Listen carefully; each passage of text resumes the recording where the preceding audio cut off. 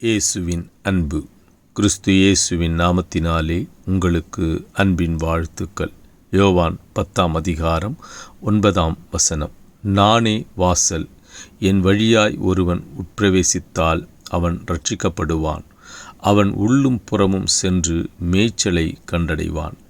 பிரியமானவர்களே, கர்த்தர் சொல்லுகிறார், நீங்கள் என் வாசல் வழியாய் வந்து என் வார்த்தைகளை கைக்கொண்டால் அதிலுள்ள ஆசீர்வாதங்களை நீங்கள் மேய்ந்து கொள்ளுவீர்கள் என்று கர்த்தர் சொல்லுகிறார். இந்த உலகத்திலே நாம் பாவிகளாயிருக்கிறோம். இதோ கர்த்தர் நம்மை தெரிந்து கொண்டு நம்மை இரட்சித்திருக்கிறார். இந்த உலகத்தையும் அதன் நிறைவுகளையும் உண்டாக்கி மனுஷனை உண்டாக்கி அவன் நாசியிலே சுவாசத்தை ஊதி ஜீவனை கொடுத்தார். அந்த தேவனே உண்டாக்கின இந்த மெய்யான அந்த உடம்பை கர்த்தர் உருவாக்கினார். மண்ணிலிருந்து அதற்கு ஜீவனை கொடுத்தார்.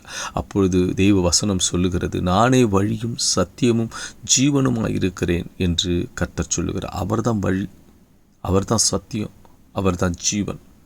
அப்போ அவரை தெரிந்து கொள்ளும் பொழுது நாம் ரட்சிக்கப்படுகிறோம். அவரை ஏற்றுக்கொள்ளும் பொழுது நாம் பாவத்திலிருந்து விடுபடுகிறோம்.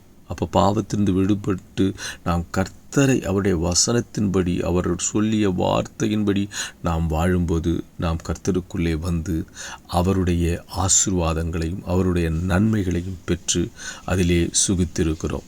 இப்போ நீதிமான் அதற்குள்ளே கர்த்தருடைய நாமம் பலத்த துருகமாக இருக்கிறது. நீதிமான் அதுக்குள்ளே போனால் சுகமாக இருக்க முடியும்.